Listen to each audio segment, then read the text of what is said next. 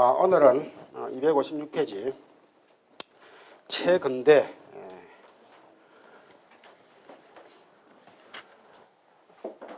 조선시대 우리가 지난주에 한 시간 만에 다 봤지만은 실질적으로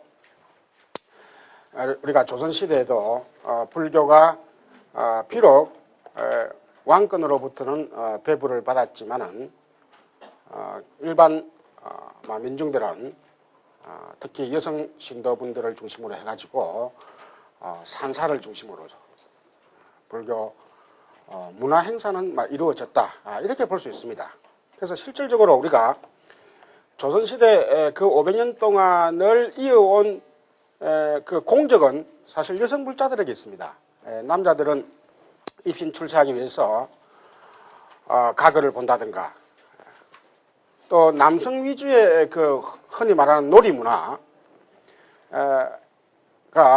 있었지만은 여성들은 조선시대에 특별히 말 그대로 우리가 유교를 그 기치로 하기 때문에 상당히 그 우리가 산농공상 남존여비 등등등 우리가 고려시대까지만 하더라도 남녀 간에 그렇게 그 차별이 없었다는 그런 연구가 많이 나오고 있습니다. 특히 제사 같은 경우에도 불교 같은 경우에는 우리가 고려시대까지만 하더라도 제사를 장자가 의무적으로 지내고 하지 않았습니다. 형제간에 돌아가면서 윤본으로 제사를 모신다 할까. 그 다음에 재산 상속에 있어서도 남녀간에 그 큰 차별이 없었습니다.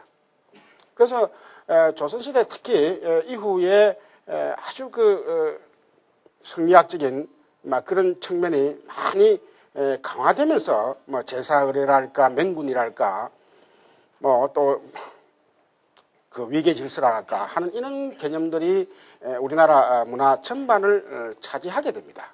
그래서 우리가 사실 불교 문화는요, 우리가 오늘날은 불교 문화를 그냥 산중 문화다, 마치 조선시대 대표적인 우리가 불교 문화의 특色을 산중불교라고 표현을 하지만 사실 실질적으로 조선시대도 정기는 어느 정도 그래도 도시 속에서도 불교가 이루어졌지만 중기 이후로 완전히 이제 산중으로 치우치게 되는 것이죠. 그래서 스님들도 자연적으로 성과도 없어지고 또 일반적으로 그 사회적인 그 지위도 무슨 스님들 지위 자체를 완전히 폐마해 버리니까, 그래서 이제 도성 출입 자체를 하지 마라 하고 하는 이 자체가요, 보통 그 제한이 아니죠. 우리가 거주 이전의 자유 중에서도 사실 우리가 어디 도시에 놀러 간다든가 어디 수도에 놀러 가서 구경한다는 거 대단한 것입니다. 우리가. 근데 도성 출입을 막았다 하는 것은 이게 굉장한 배불의 아주 아주 악랄한 방법이죠.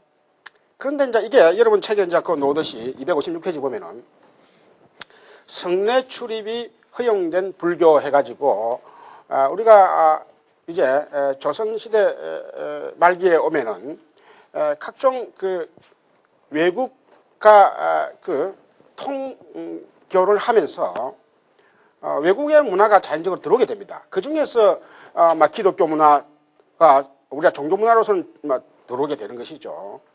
그래서 선교사들은 도성을 마음대로 들락날락하고, 또 일본 같은 경우에는 일본에는 불교가 상당히 융성합니다. 일본에는 그 조선시대와 같은 그런 배불의 기간이 없었기 때문에 지금도 마찬가지. 일본은 물론 이제 그 사람들은 또 신도라고 해가지고 어느 정도 토속화된 그런 의미를 띠고 있지만, 그래도 상당히 그 일본의 그 외색 불교가 그 조선시대 말에 또 들어오게 됩니다. 그러니까 일본 성녀들은 도성에 들어와서 활교를 치고 다니고, 또 선교사들은 활교를 치는데 도대체 우리 쪽은 이게 뭐냐? 그래서 이제 또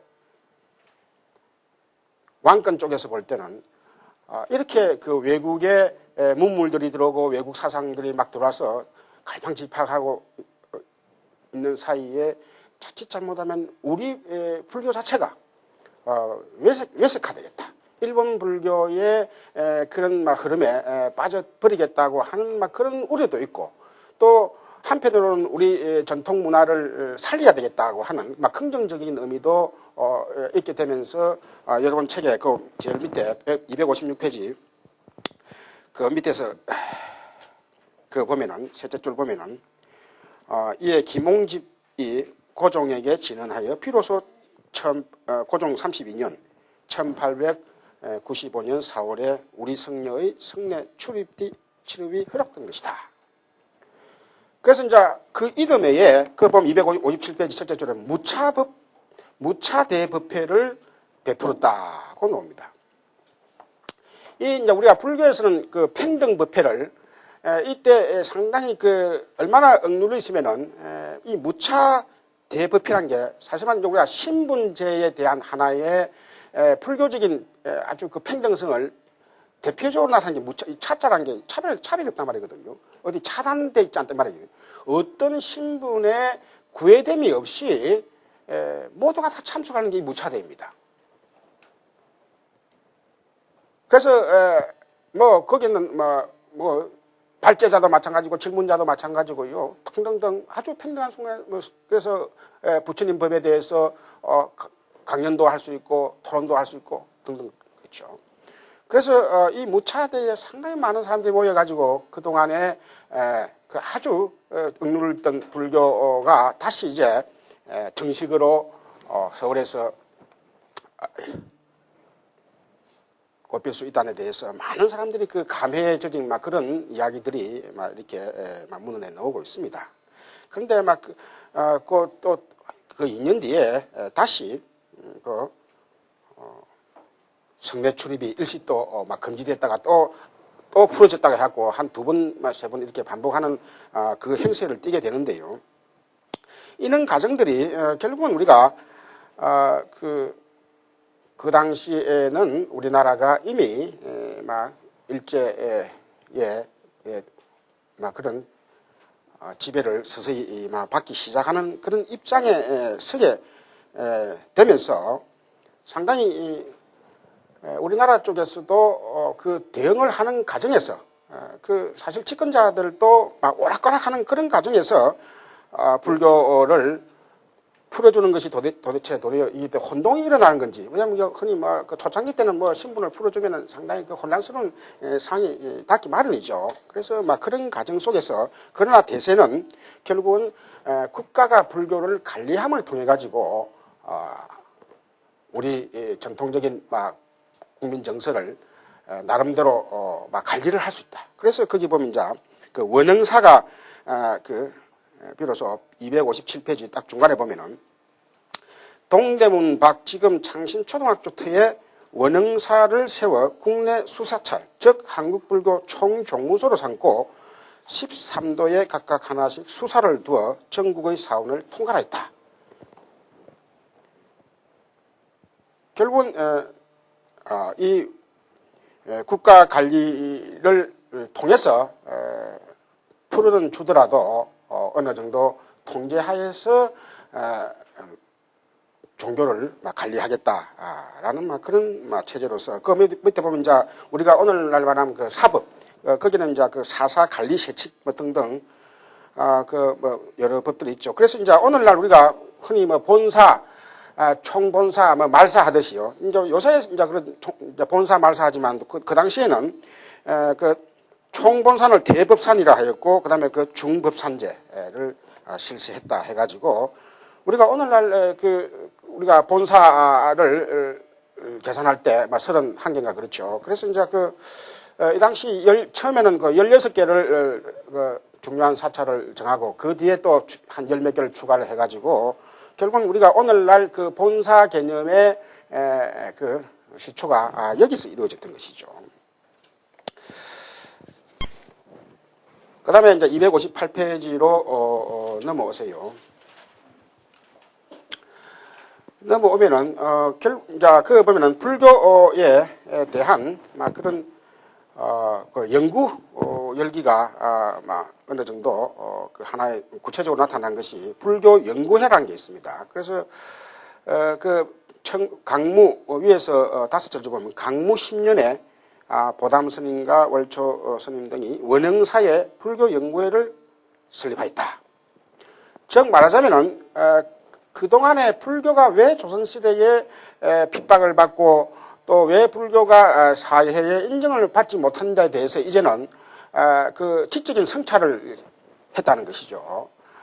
그래서 상당히 오늘날 내가 우리가 볼 수 있는 뭐 기복부교를 뭐 지향한다 등등등 또 불교인들도 이제는 사회를 알아야 된다 해가지고 불교 과목뿐만 아니라 우리가 요새는 흔히 뭐 외전이라는 그런 표현을 내전 외전 표현을 쓰죠. 그래서 내전이라면 이제 불교 관계 책을 내전이라고 그러고 외전이라 하면은 말 그대로 뭐 우리가 이가계통 관계 그 당시에는 뭐 우리가 물리학 상당히 그 서양의 과학 학문을 대표하는 게 물리니 등등 있는 거잖아요. 그래서 그런 과목까지 뭐 청량술 등등 뭐 영어 그래서 오늘날 그 우리가 동국대학교가 설립될 수 있는 그 근거가 바로 여기 불교연구회 1906년에 있습니다. 그래서 내년에 이제 100주년 기념이라는 그 근거가 여기서 나오는 것이죠.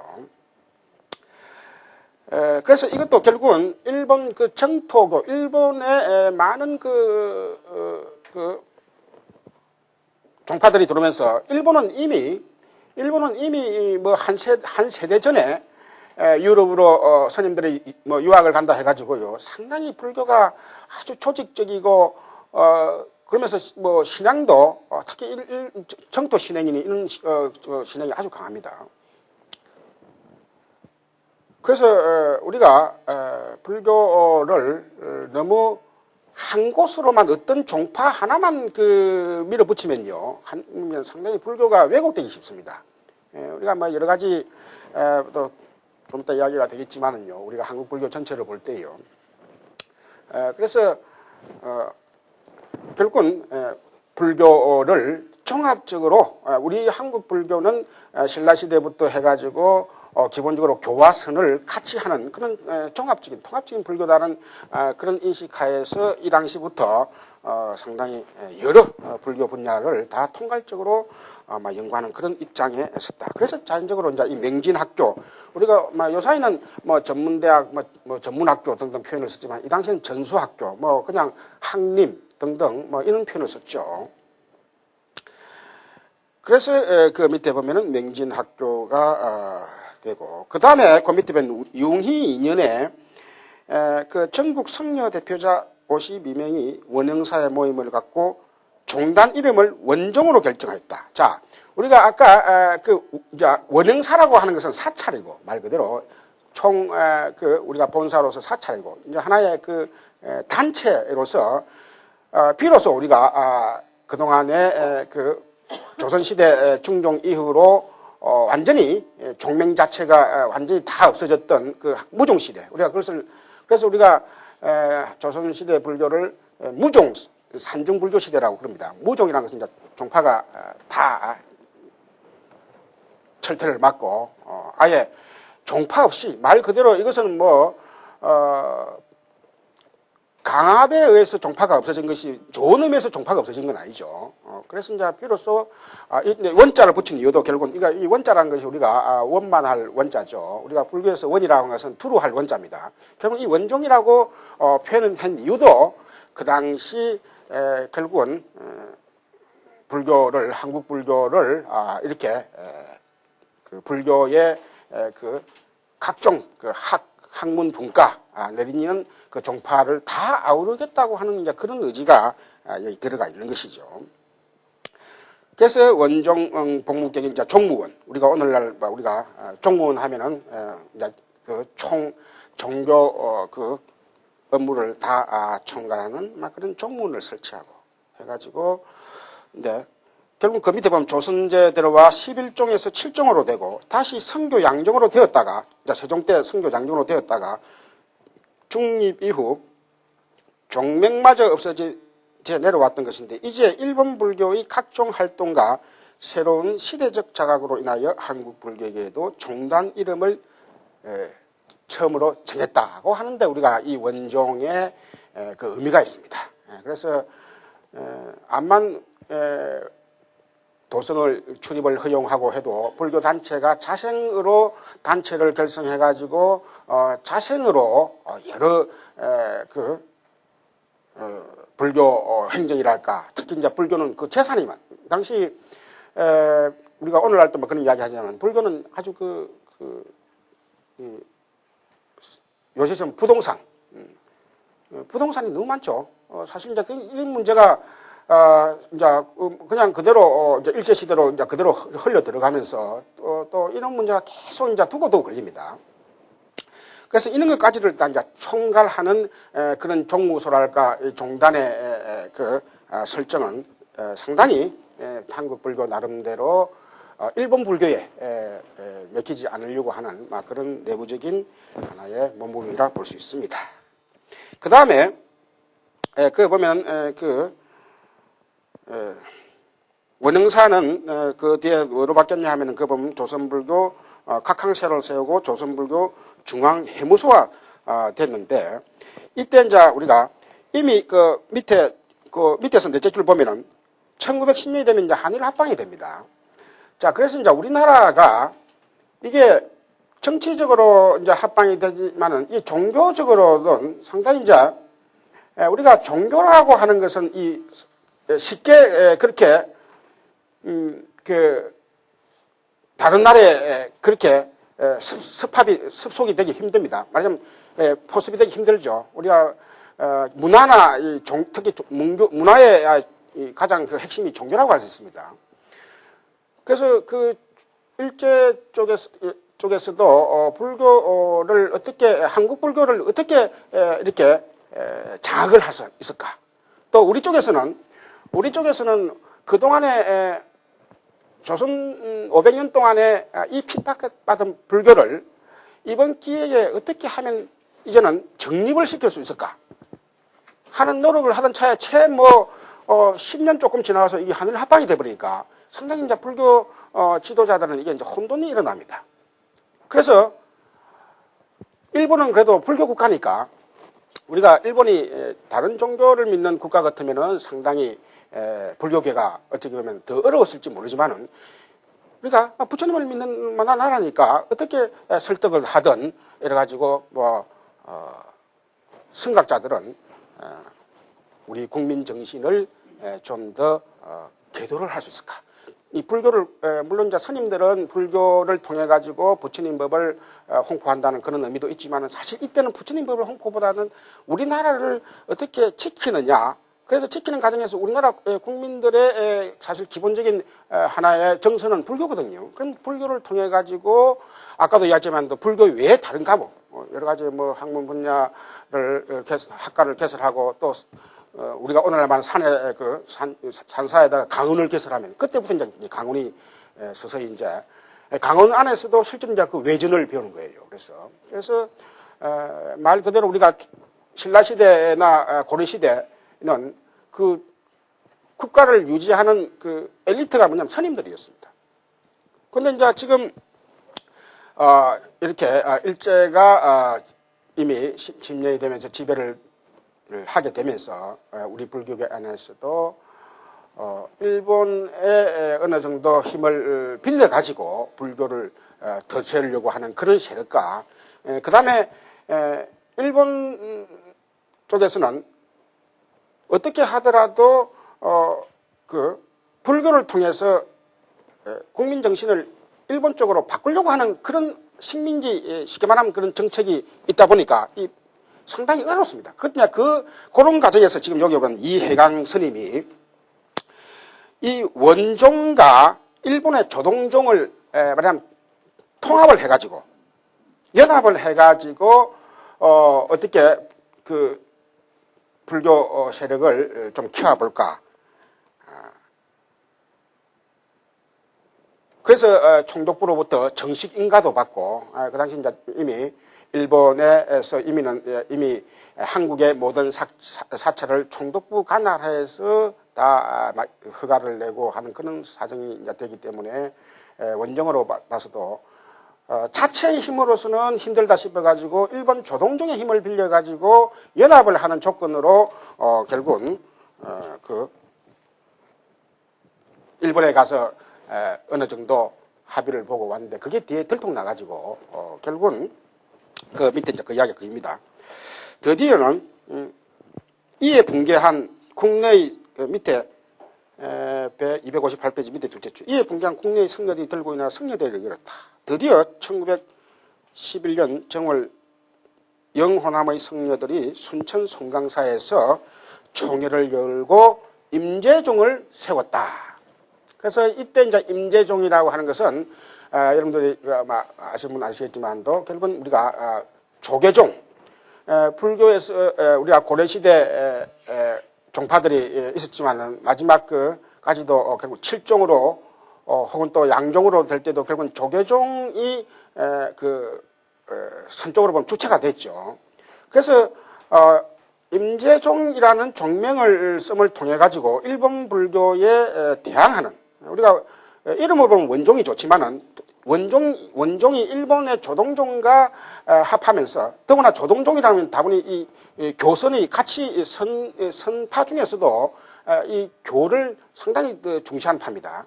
그러다 보니까 이게 여기에 대해서 가장 그 대극적인 색깔을 띨 수 있는 게 뭐냐면 임재종입니다. 그래서 조계종 흐름 중에서도 이 임재종이 우리가 오늘날 말한 그 하두 불림 문자를 아주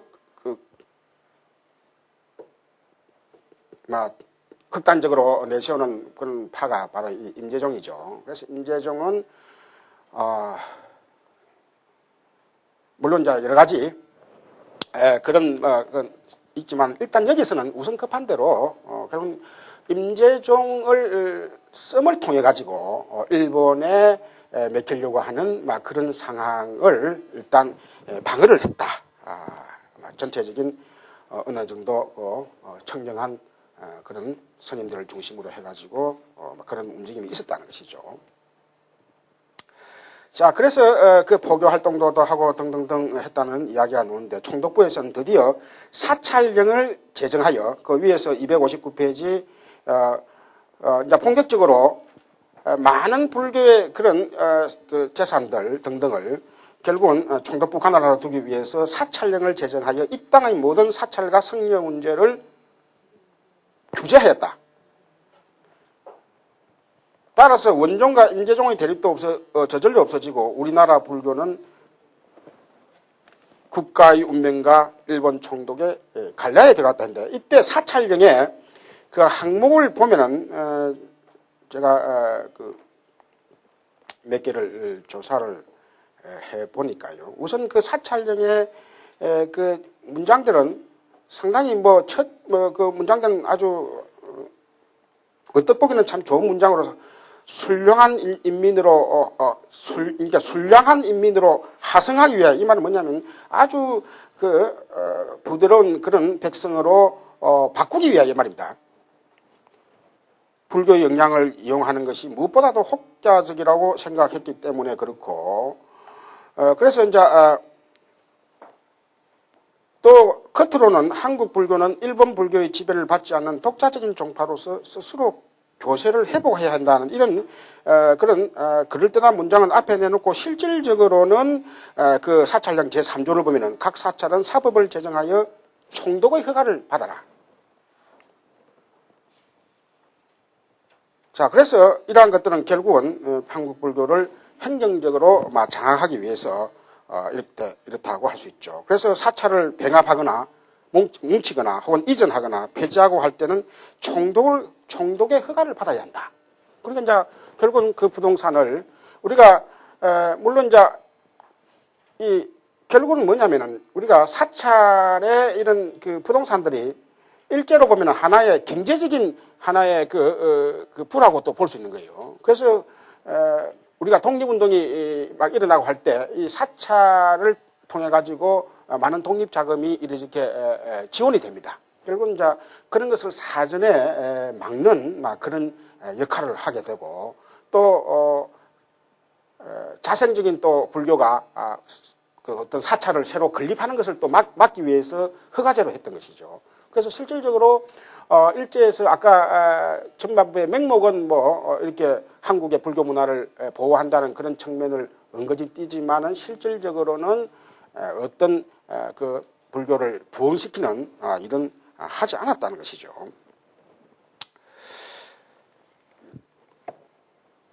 자, 그러면서 보면은 259페이지 일제치하의 교단과 해방 해가지고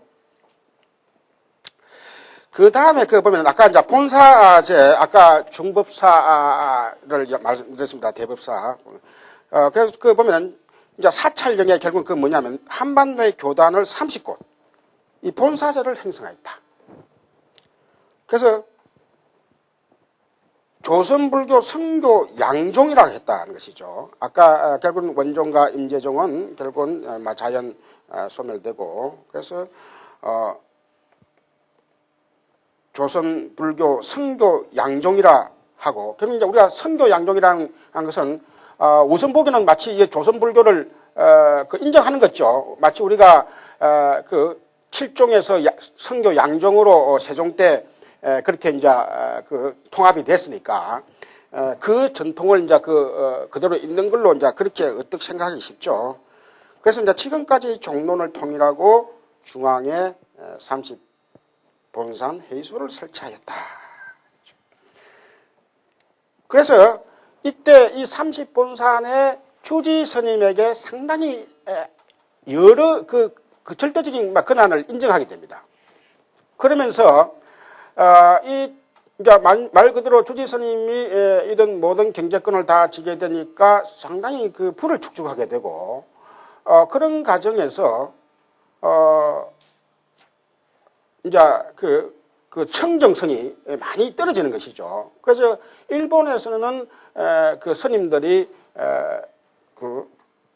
마침 여자를 아내로 두는 것이 인정되는 그런 하나의 대체성 풍습이 있었기 때문에 많은 30본사를 중심으로 한 그런 교직자들이 거의 대처를 하게 됩니다. 그래서 그 이전에는 물론 이제 이전에는 상당히 이런 데 대해서 건의를 하기도 하고 또 반대도 하기도 하는 그런 측면이 있었지만은 총독부에서는 결국은 이걸 인가를 합니다. 인가를 한다 이 말은 뭐냐면 결국 한국 불교를 묶어놓고 한국 불교의 경제적인 실권을 쥐고 있는 그런 본사의 스님들에게 결국 일본식의 그런 하나의 불교 전통을 인정을 해버린 것이죠. 우리는 기본적으로 전통적인 사법에서는 청정비구만이 교직을 맡을 수 있다. 또 만약 출가법을 득도를 할 수 있다는 그런 입장이었는데 결국은 이런 일본의 불교 습성을 받아들임을 통해 가지고 많은 그래서 이제 스님들이 거의 대부분 스님들이 우리가 이제 인원을 보면은 그 당시 말 그대로 어느 정도 비구 스님들이 말하자면 수행 풍토 그런 운동을 일으킬 때 한 인원이 한 300명 정도밖에 안 됐다는 걸 볼 때 대부분의 스님들이 그렇게 일본식의 습성에 넘어갔던 것이죠. 그래서 이제 이런 것을 통해서 결국은 한국 불교는 일본으로 봤을 때는 통제가 쉽고 또 불교가 일본식의 그런 행태로 변하면서 자연적으로 일본의 교학적인 그런 연구도 받아들이게 됩니다. 그래서 이제 긍정적인 측면은 우리가 부정적인 측면으로서는 한국 불교의 전통 상가의 청정성이 오염이 됐다고 할 수 있지만은 또 긍정적인 측면에서는 이렇게 해가지고 많은 불교 교육 관계, 아까 우리가 좀 강원이랄까 등등등 많은 불교 관계되는 학교뿐만 아니라 이 사회의 뭔가 국민들을 어느 정도 계도할 수 있는 그런 활동들을 사실 체계적으로 할 수 있었다는 그런 긍정적인 측면도 있습니다. 자, 그래서 보면은 260페이지 주지들이 포교 및 260페이지 상단에 보면 포교 및 교육 사업의 일원화를 꾀하기 위하여 연합 규제를 마련하고 30본산에 연합 사무소를 서울의 각광사에 두었다. 그렇죠? 자, 그다음에 그래서 이러한 30본사를 총괄하는 그런 기관으로서 조금 더 내려오면 조선불교 성교양종 중앙총무원 총무원이 설립됐다. 그래서 오늘날 우리가 총무원을 한 게 결국은 여기서 다 유래가 된다고 볼 수 있습니다. 그래서 이런 같은 여러 분들이 읽어보시고, 이제 우리가 오늘날과 직접 관계되는 게 바로 쭉 내려오면은 1941년 봄에 그 태고사, 자 이게 오늘날 이제 우리가 그 인사동의 그 조계사가 원래 이름이 태고사였습니다. 그래서 1941년 봄에 태고사를 세워 총본산으로 삼고 조선불교 성교양종이라 불리던 종단 이름을 조계종이라고 결정하였다. 즉 말하자면은 이 당시에 이제 태교라는 물론 태고사를 이렇게 이름을 짓기까지는 여러 가지 이름 저간에 사정들이 들어 있습니다. 말하자면 이제 우리가 태고 보호화상을 우리가 고려시대 태고 보호화상을 한국 불교의 그런 전통적인 중흥조로서 모시겠다고 하는, 우리가 도의선사가 한국의 신라시대 한국의 그 선법을 처음 전했지만은 그 중흥조로서 실질적인 중흥조로서 태고 보호스님을 내세우는 것이죠. 말하자면 무슨 말이냐면은 태고 보호스님은 그 당시 고려 때 상당한 그 왕권가의 그 아주 융화가 잘 돼 있어가지고 그러면서 그 여러 그 종파를 아우르는 그런 말하자면 입장도 있었고, 그다음에 그 선법을 또 역시 총괄하는 그런 여러 장치들을 많이 함을 통해 가지고 이분이 종조로서 조선시대에 끊어졌던 그런 선법을 이을 수 있다고 보기 때문에 이제 우리가 이 태고사를 태고라는 이름을, 물론 이제 이 태고사는 원래 그 북한산 쪽에 있는 이제 그 사찰인데 그 이름을 이제 이렇게 이제 옮겨온 것이죠. 그래서 뭔가 그 애매한 성교양종이라고 한 이름을 본격적으로 조계종이라고 지음을 통해 가지고 한국불교 종파 중에서 가장 말하자면 한국불교 종파 중에서 가장 세력이 오래되고 또 그 청정성을 어느 정도 청정성을 상당히 갖춘 이런 조계종을 결정했다는 것이죠. 그래서 이제 우리가 이때 이제 조계종의 그 종지가 뭐냐 해가지고요. 사실 이제 오늘날에 아까 태고 스님을 그 중흥조로 했다고 하지만 어떤 일파에서는 고려시대 차라리 그 어떤 대중불교 운동도 정예결사도 아주 대중적으로 하시고 또 여러 말하자면 성가 교 양쪽에 대해서 많은 문헌을 남기신 그 보조 스님을 그 종조로 해야 되지 않느냐 하는 이제 그런 종조 논쟁이 이제 오늘날까지 이어지고 있습니다. 이어지고 있는데 이때 그 조계종이 들어서면서 요때 그 보면은 그때 종언을 보면 어떻게 되냐면 태고사 본말사는 한국불교 조계종이라 봉한다. 자, 본종은 견성 성불의 본지에 따라 제세 도중의 행운을 닦음을 그 종지로 한다. 그 다음에 이제 우리 제3조에 보면 얘기해요. 본종은 석가모니 불을 본존으로 한다.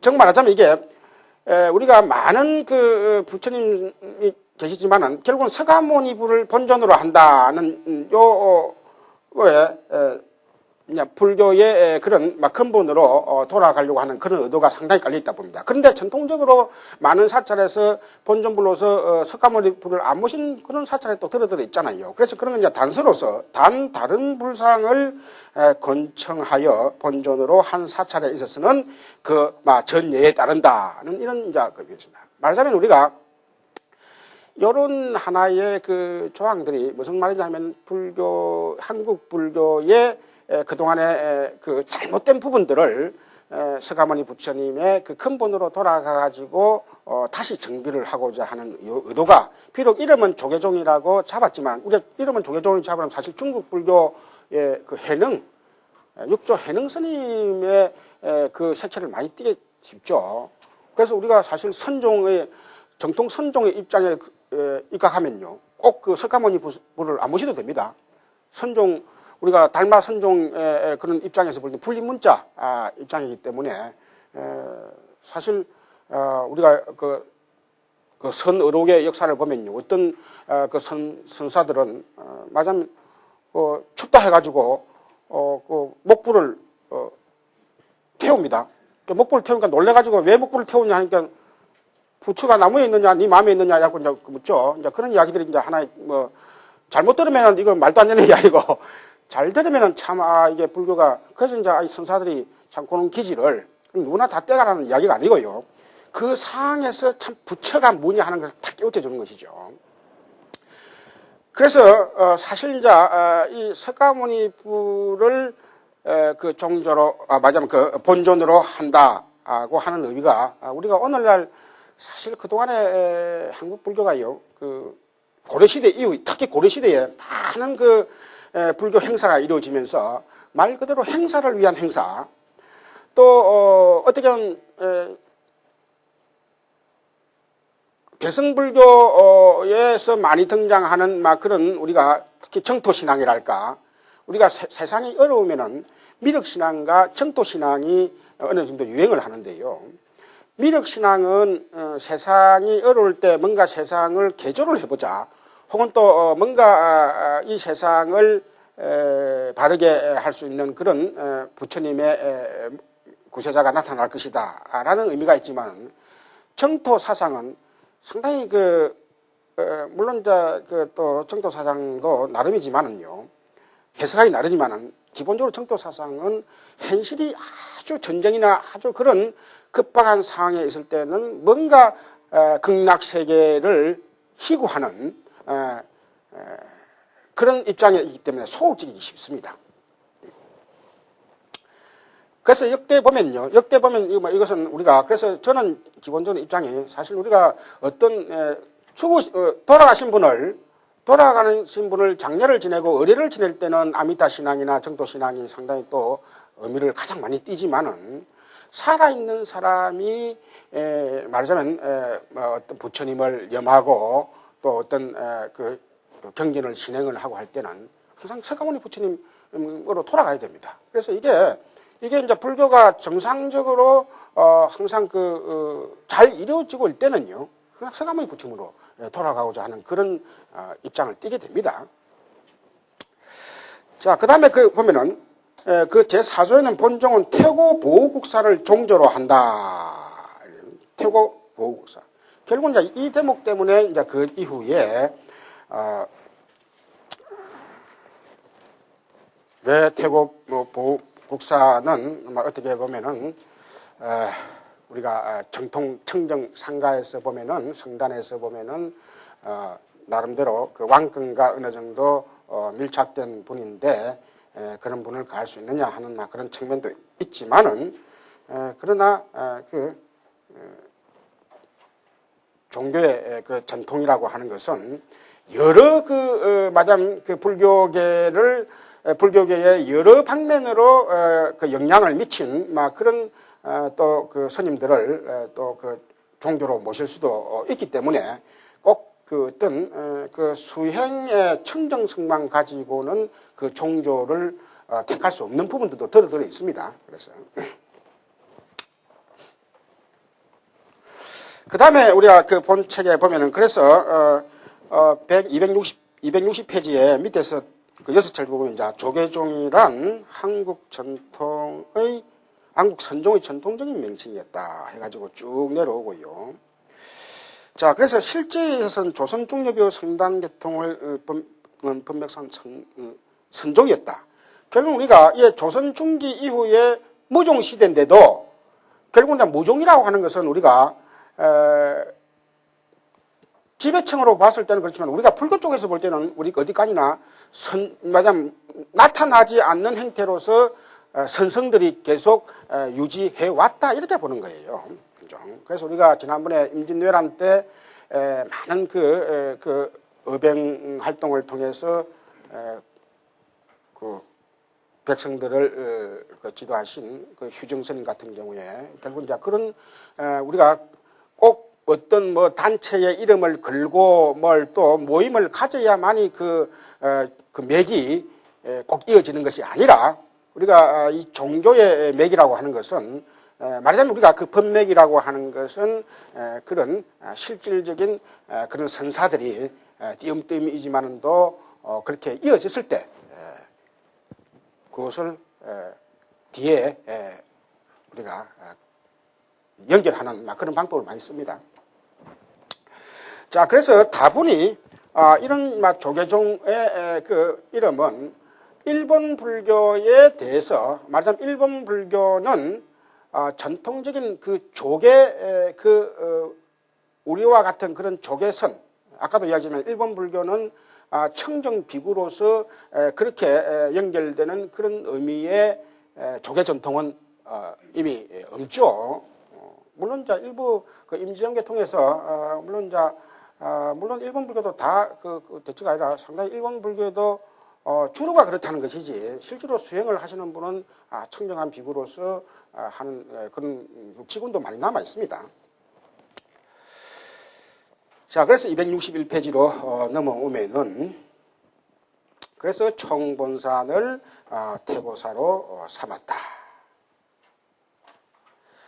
자, 그래서 이제 우리가 해방이 되고 쭉 내려오면 그 보면 이 조선불교 조계종은 1945년 8월 15일 조국 해방과 더불어 한국불교 조계종으로 자세를 재정비하여 새로운 출발을 보게 되었다. 그래서 이제 사실 이제 지금 우리가 한국불교 조계종 하니까 아까 조계라는 이름 자체에서는 이제 청정이 된다면 실질적으로 그러면 이 한국불교 조계종의 그런 본사를 위시한 분들은 내나 기본적으로 다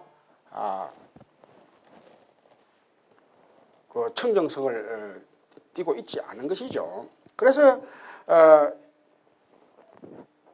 본사를 뭐 거의 다 거의 중요한 사찰들을 다 이런 말하자면 우리가 오늘날 흔히 말하는 그 사판, 우리가 이판 사판이 하면 이제 여기서부터 출발합니다. 그래서 이제 그 청정성을 본대로 하면서 한국 불교의 그 원전통을 살리려고 하는 그런 선성들을 이판이라고 그랬고요.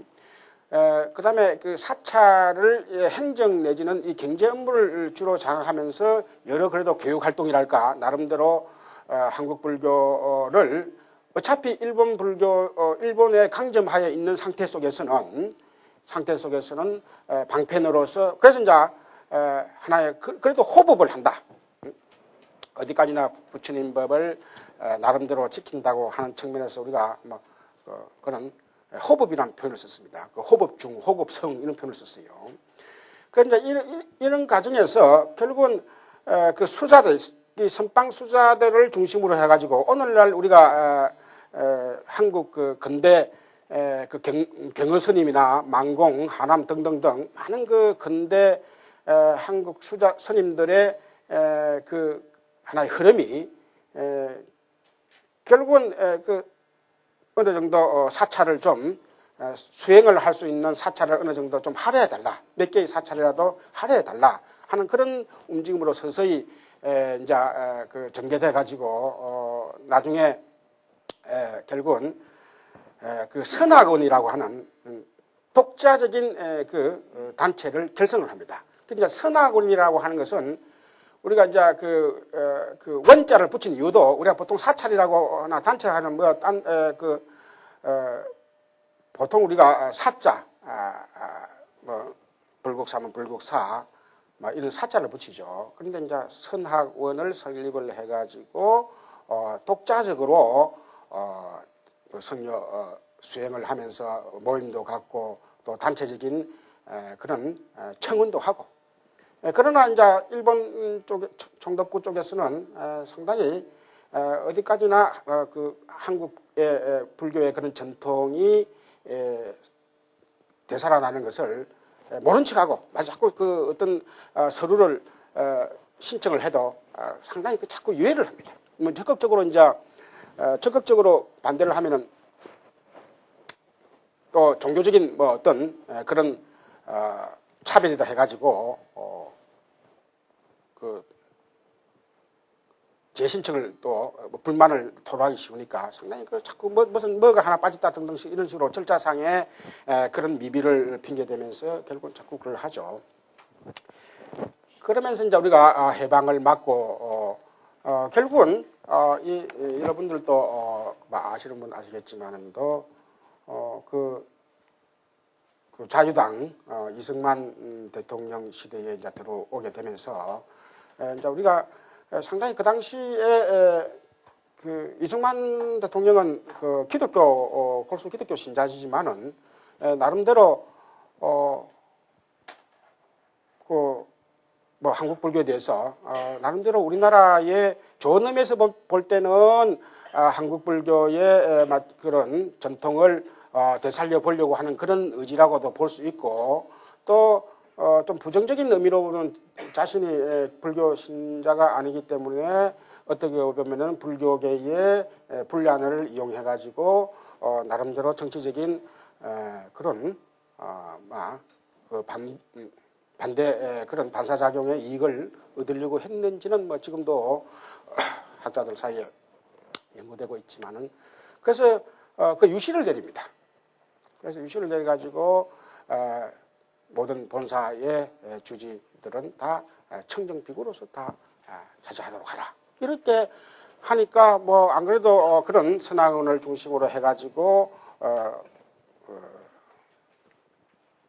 나름대로 저를 한국 불교의 전통을 직접 저를 점령을 함을 통해 가지고 하던 그런 세력들이 이제 우리가 그런 한 시대가 거의 한 8년 그렇게 이제 계속이 됩니다.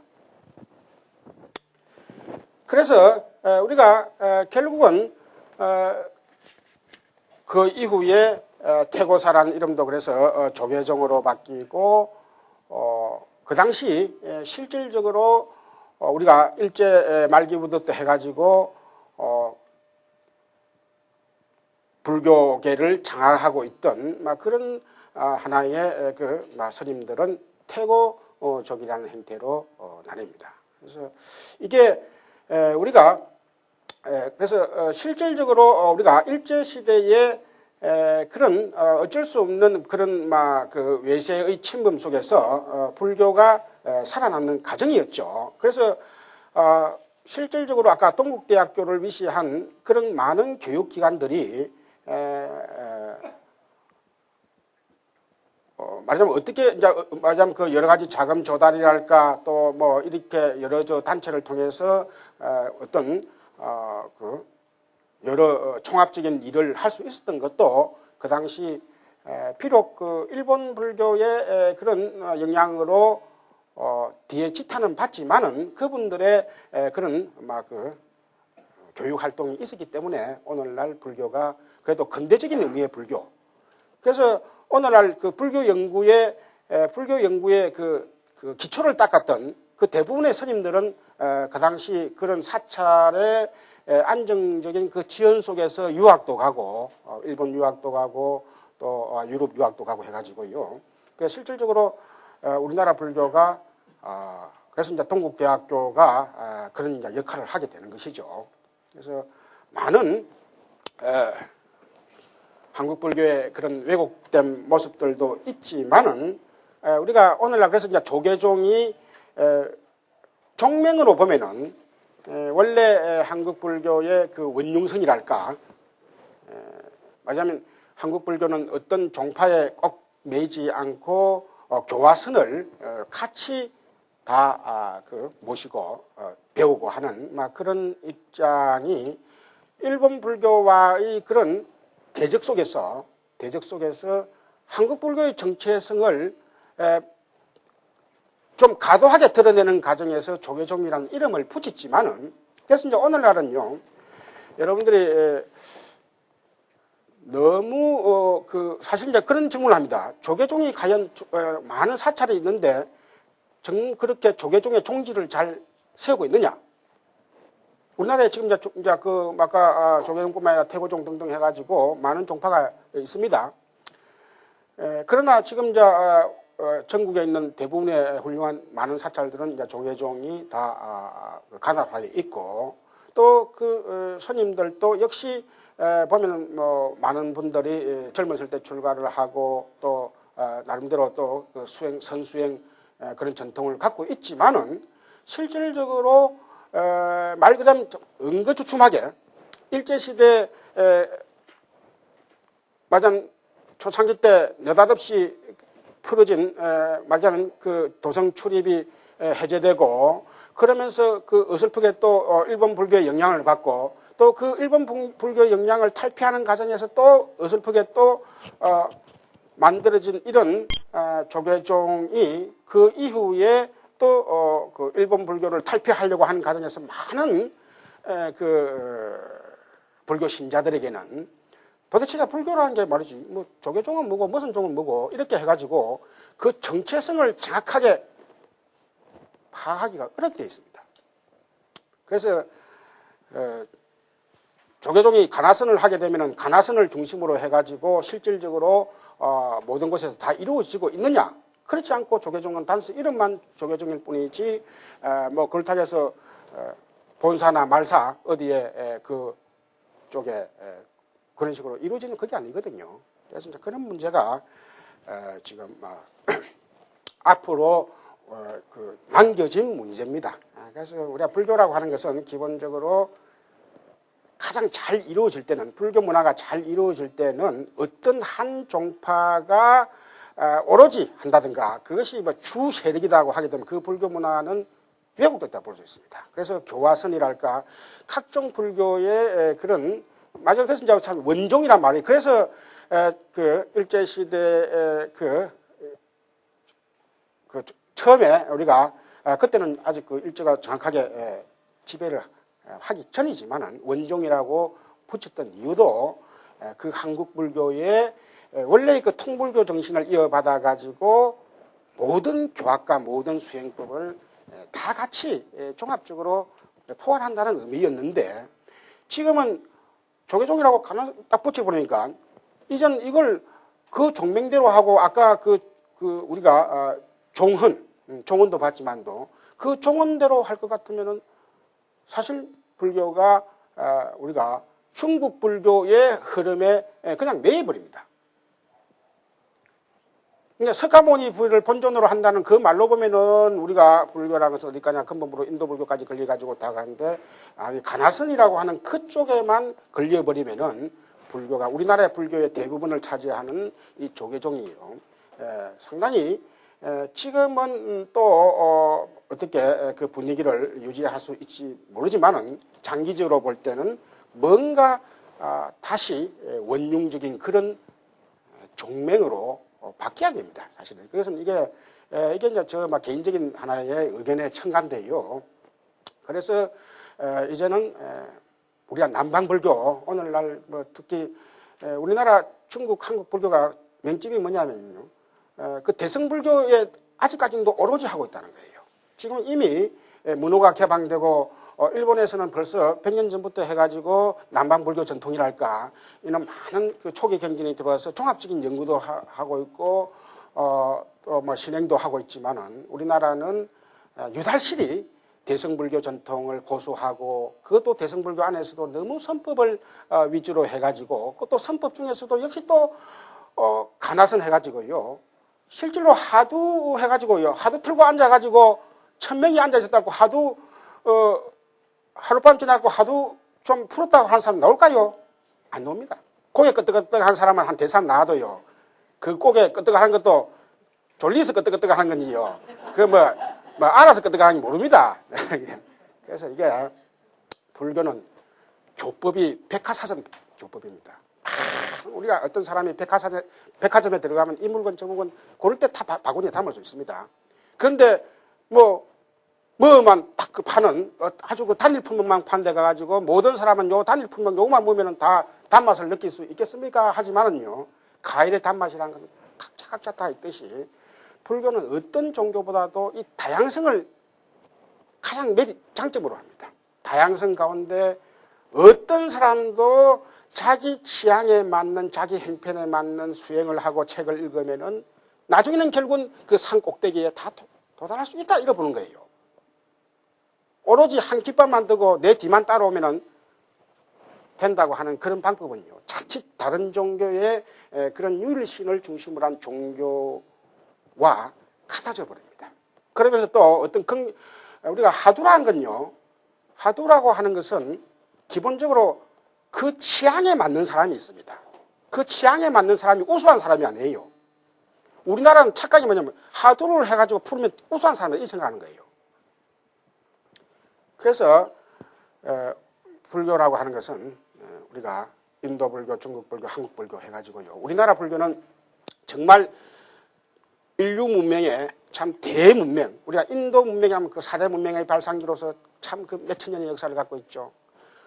그 다음에 중국 항하 문명 대문명입니다. 그거는 우리나라는 사실 뭐 연대는 많지만도 우리나라의 그 사마니즘 문화라는 것은 기본적으로 인도 문명인 그 불교 문화와 그 다음에 중국 문화인 유교 문화와 도가 문화가 들어옴을 통해 가지고 이게 종합 문화가 됐습니다, 실질적으로. 그러면서 또 오늘날 한 200년 전부터는 기독교 문화가 들어오면서요, 사실 우리나라만큼 이 좁은 땅덩어리에 세계의 가장 중요한 사상들이 이렇게 딱 버물려 있는 데가 없습니다. 버물려 있는 데가 없어요. 그래서 우리나라는 고초도요, 일제시대 그 고초도 당했죠. 또 조선시대는 또 우리가 불교 쪽에서 보면 또 고초를 당했죠. 오늘날은 또 각종 외세가 들어오면서 그 가운데 사실 외세가 들어온다는 다른 말은 그 사고방식이 들어오는 거예요. 우리가 겉으로 보면. 그럼 그 사고방식과 우리의 전통적인 사고방식, 여기서 우리의 정체성을 뭘 가지고 찾아야 되느냐는 것이죠. 우리의 정체성을 하도 갖고 찾겠어요? 가나성 갖고 찾겠어요? 가나성과 참 우리 정체성 중국 불교입니다. 우리는 중국 문화가 돼버리지요. 그래서 이런 오늘날 우리나라의 불교가 기복 불교가 하나의 왜곡된 현상이라고 할 것 같으면은 우리가 정말 기복 불교는 일반적으로 조선시대의 고려시대나 그 조선시대, 특히 고려시대의 불교 행사가 말 그대로 행사를 위한 행사. 불교라고 하는 것은 기본적으로 자기 마음을 밝히는 데 있습니다.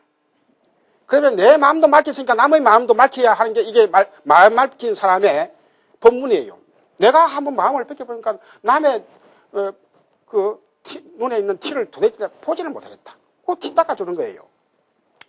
그런데 단순히 그냥 우리가 복을 비는 그런 기복 형태의 종교에 머무른다면요, 이름만 불교일 뿐이지 다른 종교의 그런 복을 비는 종교 하도 차이가 없습니다.